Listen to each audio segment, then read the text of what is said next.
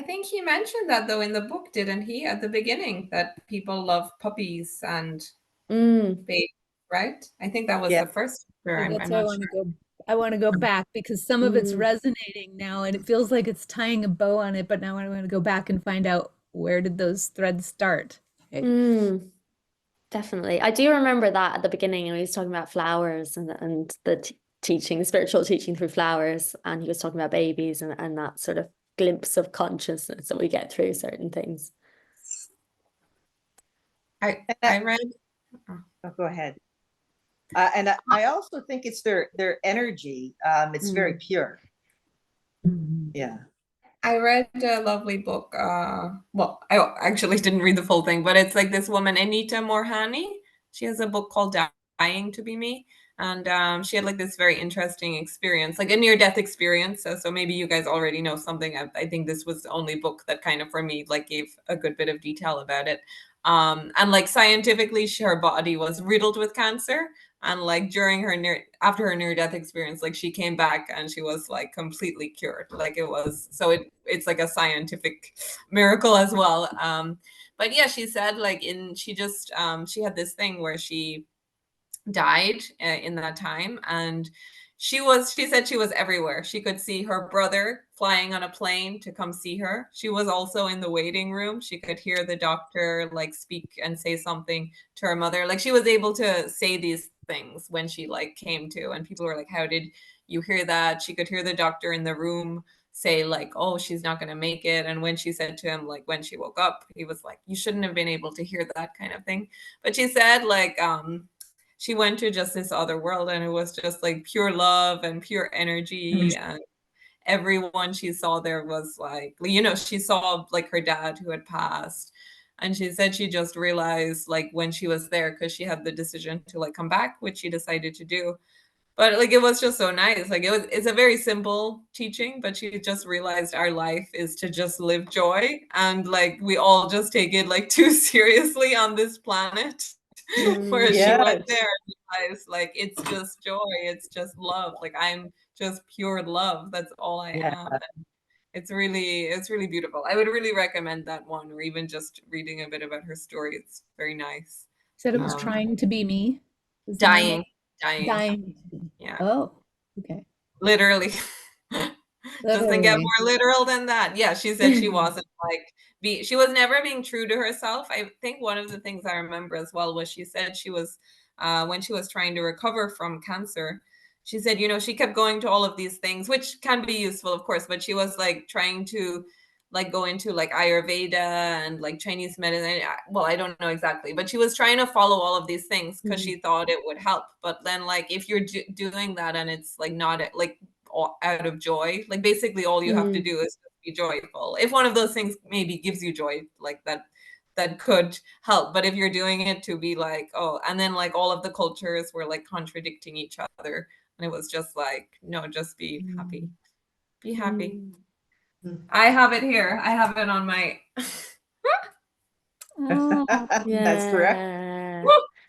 That's right. I Yeah. Perfect. have it. Sometimes it doesn't resonate, even though it's it's up there.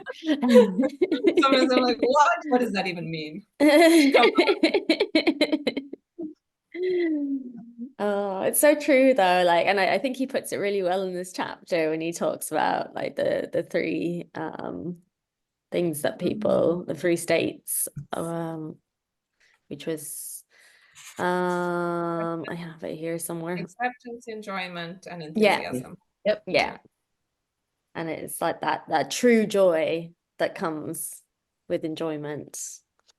It just resonated so much with me. I was like, that's so beautiful, and that's what I try. Like, well, I don't even try. Like that's what I do in my like daily life. I mean, Anne Marie would know me quite well, so hopefully this sounds true to you. But I try to always just love everything that's happening at all times and just enjoy everything, no matter where I am. And it's lovely to think that like it's when you put it like that, isn't it so lovely to think that you can have this sort of spiritual awakening, you can be your like true self just by enjoying wherever you're at and whatever is happening. And it's so Yes. simple, but so difficult, as you said, Anne Marie, sometimes. And I think that's part of the contraction coming back once you've had experiences that have, you've let things get to you, you've labeled things, you've been emotionally attached to things, and then when you start to contract and you start to become conscious of it all, it it, it becomes juicier and sweeter, I think. Like when this whole thing happened with me, my feet were numb.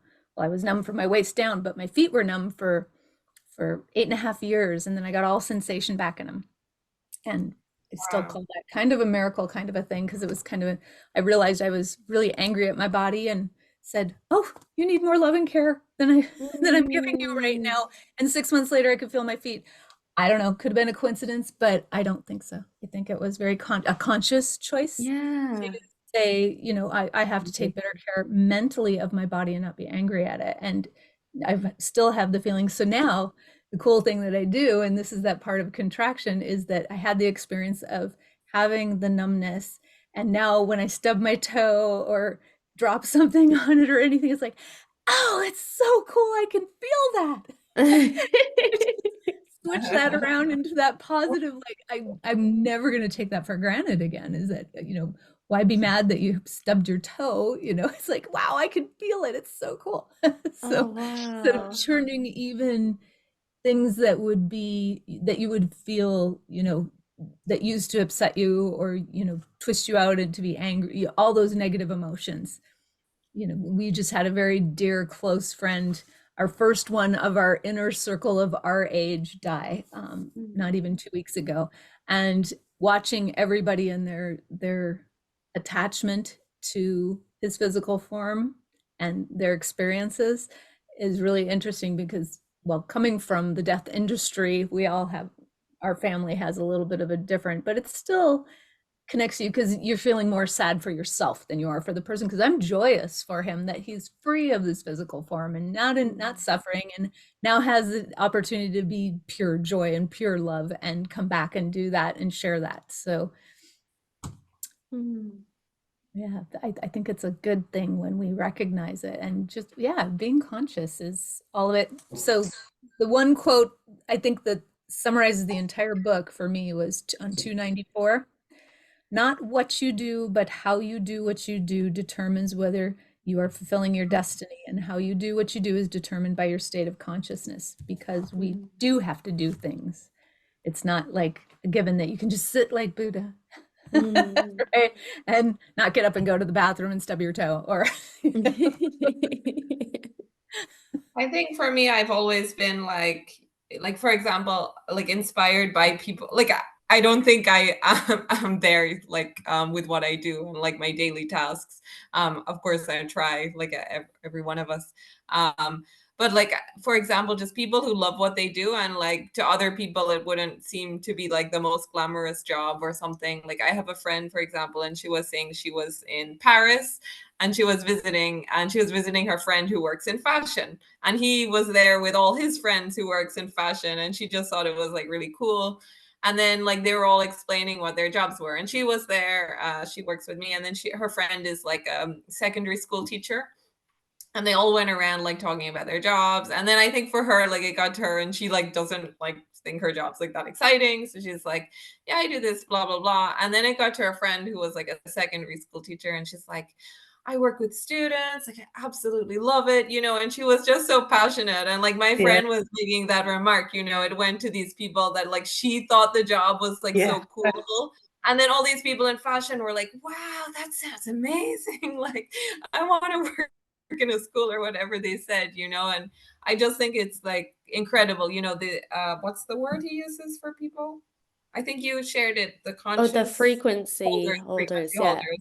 Yeah, yes, people that yeah, people that can just love what they do, even if it's not like what society considers like outstanding. Like I think that's just incredible, and being around those people is just incredible. I think we all know it when we're in the presence of someone like that, and it's totally true. It's not what you do, it's like how you do it. And yeah, again, like if you don't enjoy doing the smaller tasks, I think he makes that point in like one of his videos. I think he's talking about like the little moments, and then he's like talks about the rock star, and the rock star's on stage and they're having the time of their life and everyone loves them, and then they go to their hotel room and they're like miserable, right? And we all know these stories of like, of course, like sad stories of people that took Yes. their, you know, they're like famous, they seem like they have it all, and then, you know, they can't handle, I don't know, being alone, different things, right?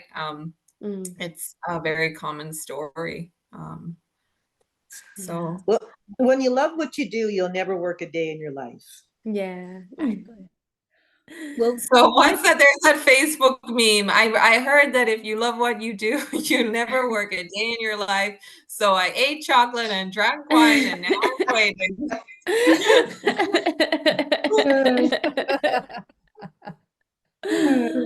well, It's I so I funny want to actually. share. Go ahead. Oh, sorry, you go first, Sarah. You sure? Yeah. So I was going to say that I'd love to hear what all of you, your biggest takeaway from this 10-week journey that we've been on together, because, or what changes you've actually noticed that you've made by being more conscious through this process with each other. I can tell you mine was that I've been in overwhelm for so long because there's so much to do all the time, and my body physically is challenged. So the energy portion of it, I can have enthusiasm, I can do all this kind of stuff, but I can't physically do a lot of things. So I let myself live in overwhelm, which is so bad for your system. And I've noticed that I have completely reframed that through this book and this process with all of you, is that now instead of saying, oh, I have so much to do, I just look and go, look at what I've done.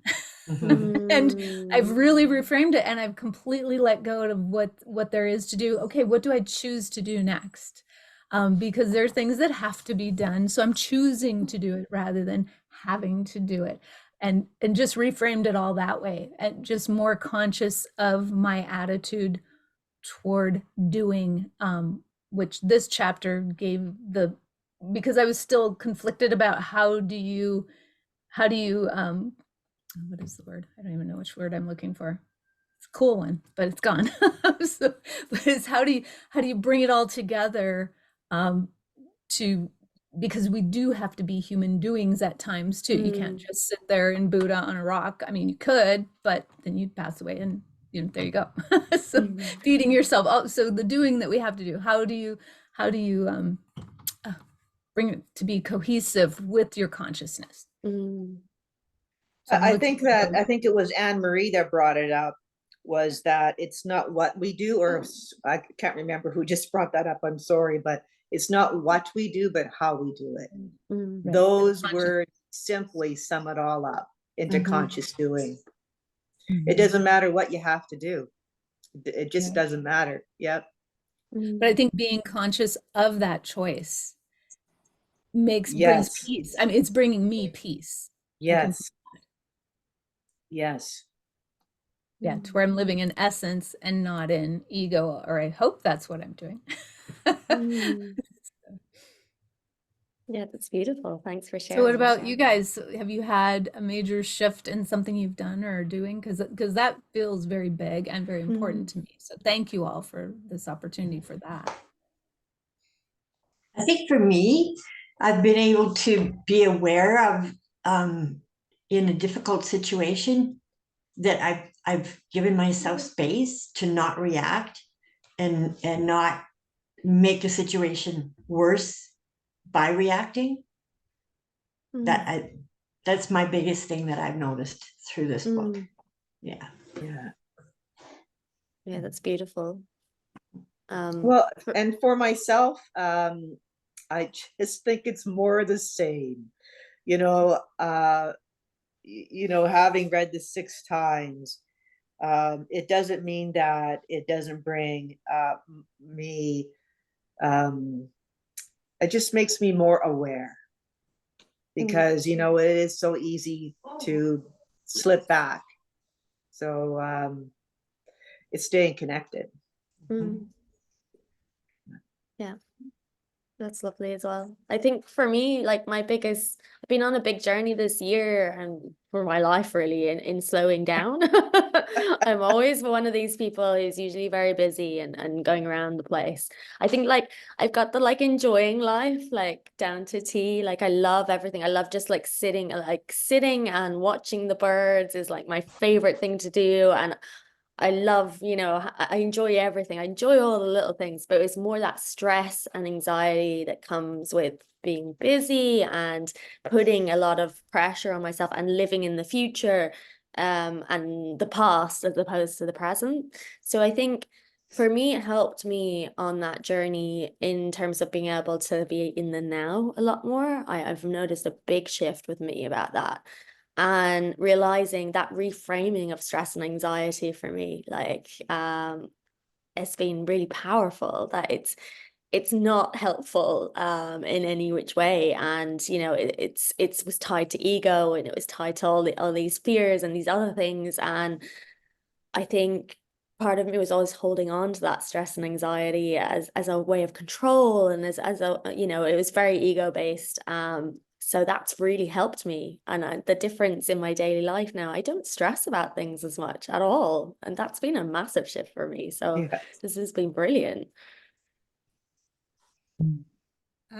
I think for me, again, I think similar to Diana because I listen to, Eckhart like Yeah. often. Sometimes I kind of dip in and out. Some other teacher takes over or something, or I'm on like a law of attraction buzz instead of Eckhart buzz or something. But yeah, so I think like this, like, again, like it's just been, but like of course still like very powerful, like just coming back to the lessons every week. I don't think there was like one thing, but it's always just like these reminders. And again, like, Yeah, because there's so much, right? Like I don't know if there's one thing that summarizes this for that's me. right. And it's just like so much like comes up like every week, and like little reminders, and our discussions like help me like kind of come back. I'm like kind of being taken over by something, pain body or something. I'm like yesterday I kind of had like a bit of a pain body attack in the day. And my whole day was like "Rrr." And then I forced myself to go. I mentioned that I do like a weekly meditation, and I managed to go. It's very close to where I live. It's like a 3-minute walk, so like I had like no excuse. And then after that I was like, shit, like I was just like it's so crazy like how, yeah, my mind still gets taken over even with Eckhart and all of this. But like yeah, those teachings like come to the fore. I managed to sit still for like an hour, and then like I was back in my like stillness is the Yeah, language God speaks. I was reminded. And I think another thing I wanted to say is that, like, as I say, I know Shannon personally, and we organize this. And I think, like, over the years, because we live in different countries now, but we always like keep in touch. And you visited me not so long ago, and I think like sometimes it's like when you, because I don't know, like I think Eckhart is a bit different to other spiritual stuff, right? Like I have one friend who's very into like Louise Hay, and like I don't know, but like she's really into it, and like that kind of, I don't know, like it's not all, some teachings are a bit different to like others, where and there is like common ground, but like she just couldn't get her head around Eckhart when I yeah, suggested. But I know that yeah, I don't know, maybe Shannon, maybe you might understand some of my responses sometimes in some situations a yeah, bit better now, because yeah, I think like you can have like spiritual friends, but they can be into like quite different things. And it's, yeah, like you know what I mean, like there are very different kind of teachings, and I'm not saying anything's like wrong, but it's, yeah, there's something to that. yeah. That's some teachings are a bit more deeper, and the what I like about Eckhart so much is that he deconstructs the ego and the pain body so clearly that you can see it, how it happens. And when you can see how it happens, then you can avoid it happening. And also he talks very much about consciousness, but that as well is deconstructed so you know how to get back. So when you get pulled out, of consciousness, just from your old former self, those old conditioned patterns, you know how to easily get back. And I find that some teachers don't go that deep as to like how to deconstruct it, like, but how, but, and then how do you get back? And, but he does it a magnificent job of that for myself anyways. Yeah. Something actually as well that I think I really gained from this is he goes a lot into the teachings of Jesus. Like I really noticed that going through the book and having grown up in a Catholic environment and a Catholic household as well, you know, it was really interesting because it was like a real different slant on the things that I was very, very familiar with. And I just thought it was beautiful because we just get so used to the sort of doctrines being read to you at these things. And even though, you know, at Mass, you have the bit where the priest sort of goes into the readings, it just wasn't as deep for me. This was so deep and it made it resonate a lot more. And it just made me really appreciate those teachings a lot more. Send this book to every priest in Ireland. In the world, not just Ireland. I grew up Catholic. I'm a recovering Catholic. This is what I call myself. I gave up guilt for Lent. Because I was raised in, and I had to go to Latin Mass without my dad would drop my sister and I have a little sister who's my only sibling and she's 16 months younger than me. So even as a little girl, I was being dropped off to mind my sister while my dad went to park the car, but he actually went to Sunday service at Ed's and Lucy's, which is the bar downtown. So, and then he'd come back. So I all I got from the Catholic Church was really negative, but I have a really wonderful, good girlfriend who her mother had a lot of mental illness and the church was there for her and saved her. So she has this 180 view of Catholicism to me, which is beautiful. And I've looked for that and I've never found it in a religious structure. And my husband, being in the business that he was in, he attended church more than most people because he's done services in every single faith. And the similarities and the differences are really interesting. Well, I think one of the best little sayings I saw about the comparison of religion and spirituality is that religion cannot exist without spirituality, but spirituality can exist without religion. Because I think religion is geographical. Period. What is religion? It's rules and rituals. That's what it is. It's all man-made. Yeah.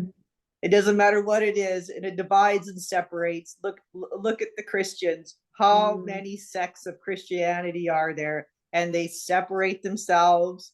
And if you want to be a Catholic, you got to follow these rules. If you don't follow these rules, you're not a Catholic. If you want to be a Mormon, you got to follow these rules. If you don't follow these rules, you're not a Mormon. Whereas spirituality, there are no rules. It's just love. Have you heard this saying that Buddha would not make a good Christian, but Jesus would make a great Buddhist? But I think, well, Jesus was never a Christian. Buddha was never a Buddhist. Muhammad was never a Muslim. Those terms, those structures didn't exist. So they were just wise, conscious beings imparting wisdom. And now now that we have those structures, we don't look for those wise, conscious beings in everyone any longer.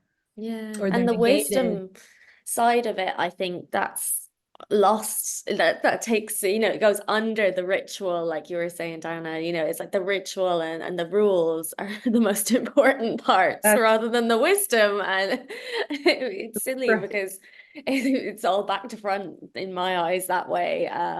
So yeah.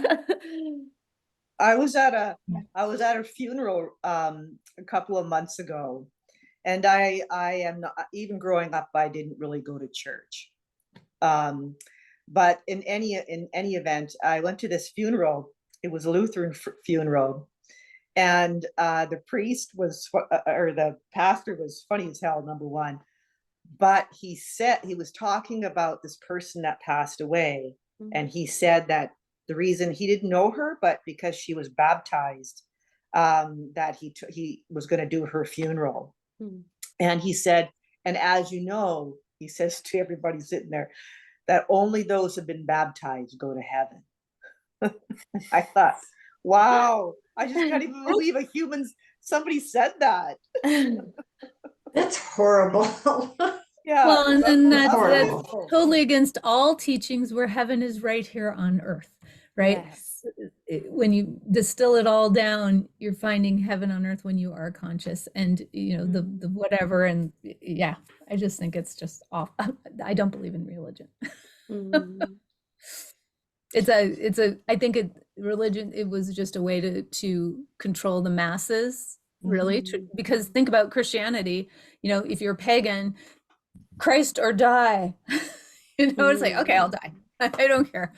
You know, a lot of people, it's just all comes down to this economic structure, I think, that we've got. And now people are more control. I think there's a lack of religion that's lost its power to rule people by fear. And now it's a money fear of lack is, you know, the world has created a structure that you have to do to keep up and keep yourself busy. I mean, look at how busy we are all made to be just to function day to day, where you don't get to just sit in the garden and smell flowers or sit under a tree and watch the clouds. You know, it's because then you can't eat, because then you can't feed your family, you know, you can't afford your rent or your mortgage payment or whatever.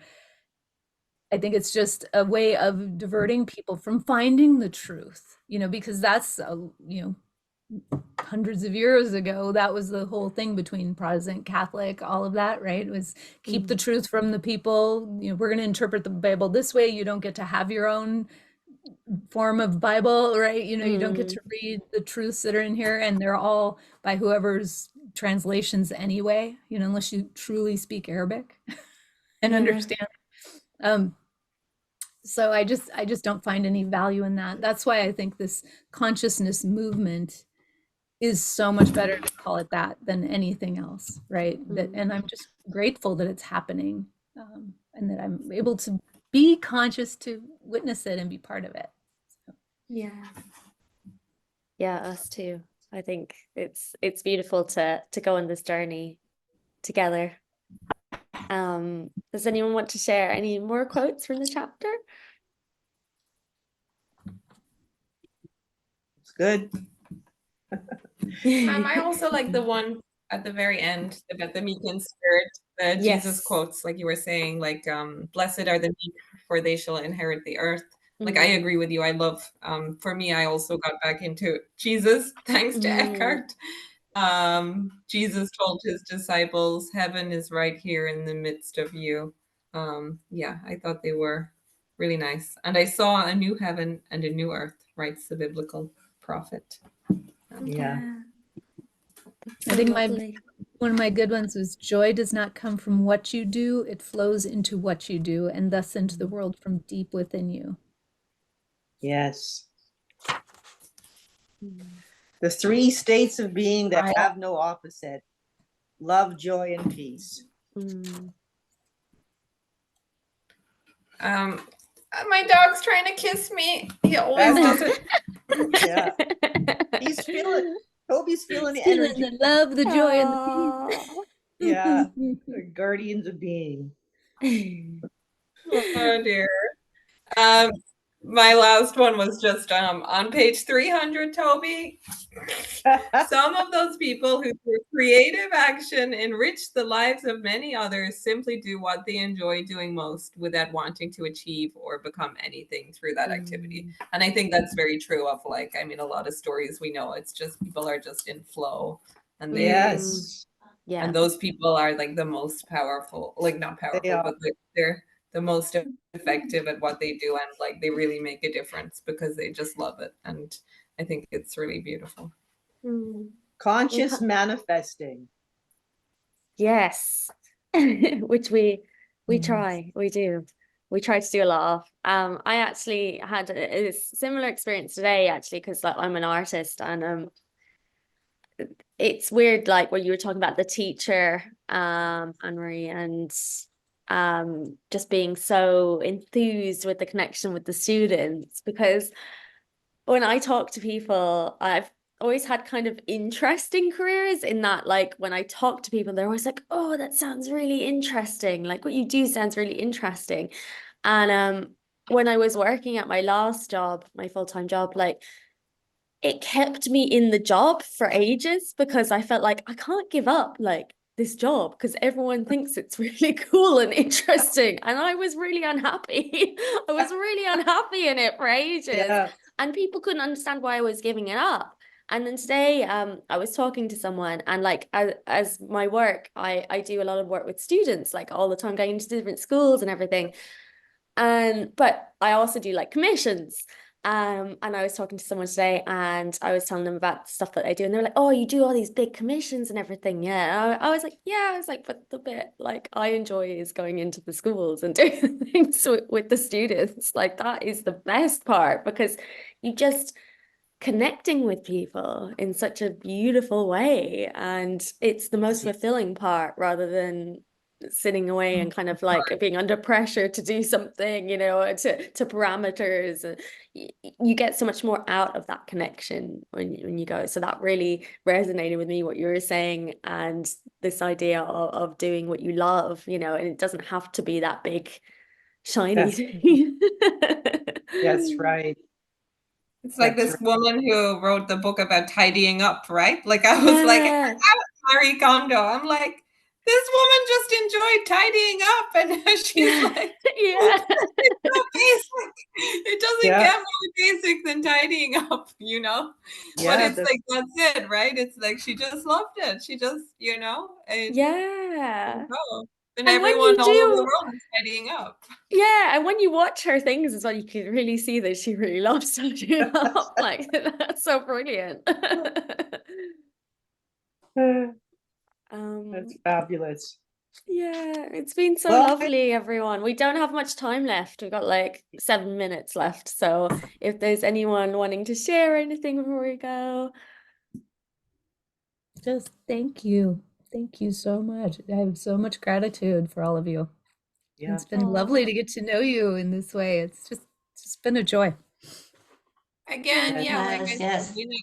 we might be able in the future, like have a Eckhart Connect or something. We can Yeah. figure something Yeah, out. Let's not be, absolutely. yeah, like maybe the power of now sometime in the future, or maybe Yeah. some shorter. I know I do like sometimes like with when I don't want to like commit, I do in-person things, and I sometimes just do like videos. And that's nice, like just watch an Eckhart video or a Krishnamurti video. That was like nice. So it could, who knows? This is just Yeah, not saying anything, but And maybe in the future. yeah, and we yeah, do workshops as well.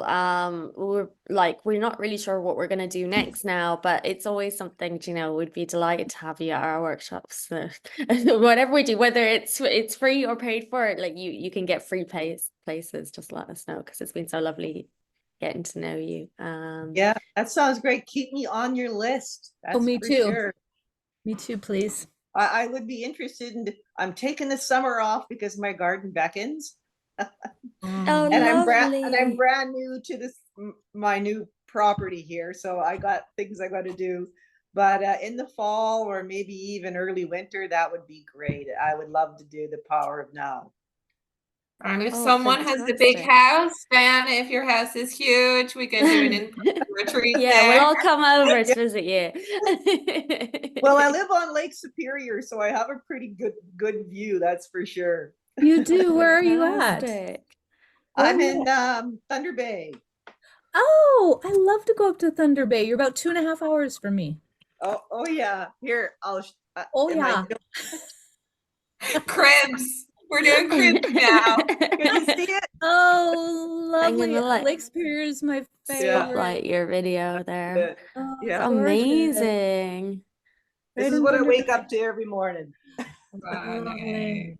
Bye. I'm on a lake Wow. too, but mine's only 180 acres. Not one that we drove around Lake Superior, did the circle tour for 5 Oh days, yeah. and it was the Gosh. same lake for 5 days. Oh yeah. Oh, wow. That's my Yeah. dream, to like look out and see water. It's just so beautiful. I think Yeah. everyone's inviting themselves to your house, Diana. Yeah. Lil, you're in the neighborhood, Yeah. so Well, you know what? you I've just always need lived. 4 beds.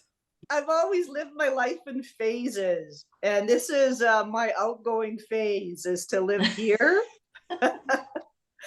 My husband's from Thunder Bay, so we moved back to his hometown. Actually, my share, just to let you know, my mom's from International Falls. Oh, okay. That's 90 minutes. Or well, yeah, it's about That's right. 2 hours from here. Right. And I grew up in Fort Francis my whole life. Yeah. Okay.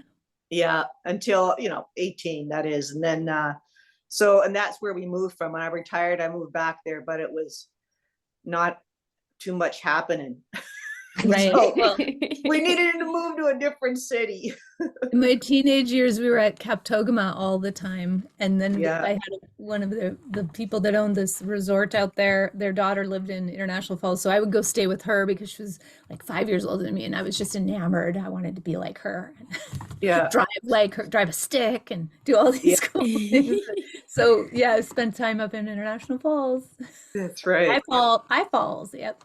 And did you know the Rocky and Bullwinkle show? Yes. The cartoon was patterned after International Falls, Frostbite Yeah. Falls. Oh. That's right. And Tammy Faye Baker, she was from International Falls. Was she really? Oh, I didn't know Yep. that. My mom went to high school with her. Oh, really? Oh, how She funny. did. Yeah. Yeah. Well, my husband has a job. He's a home inspector. He's going up there a week from yesterday. He's got a job up in International Falls, and we were just up there and did a drone shoot for 2 properties for a real estate agent. So Oh, yeah. it's beautiful up on the Yeah. lake, and river is just gorgeous on the border. But I've Yeah. only been into Canada, well, several times now, but the first time I went up with Kyle to International Falls, I'm like, I'm bringing our passports. We're going into Canada. I've never gone across the border because I'm like, trees versus trees. They're the same thing. It's all just kind of backwards here. Yeah. So we went in, and my husband loves to tell the joke because I went to Canada and had tacos. And they were very bland. Yeah. Well, in my parting comments is that, once we awaken, we attract a different bunch of friends. And Lil and I are personal friends just in the last couple of years. And we want to keep that spirit going of keeping rooted in being. So last summer, and again this summer in August, we rented a cabin. And we're going to go there with another friend. And we're going to create our own little spiritual retreat. Oh, and are you in International Falls, Lil? No, it's going to be midway between Thunder Bay and International Falls. Oh, well, I'd love to join if you'd have me. It's going to be in the Atikokan area. And we do yoga every morning, and there's kayaks there that are free for the use as payment of part of that. And our friend from Florida comes up. Ah, Yeah, Oh, that's so lovely. she has a cabin in International Falls, and that's how we all kind of met. We were all in that last little group that we had of like-minded women that met once a week. We're all part of that. So that's how we met. So this is what we're going to do. We're going to just go and shut the world off and just be. Oh, that's so nice. We only have like 40 seconds left. So Yeah.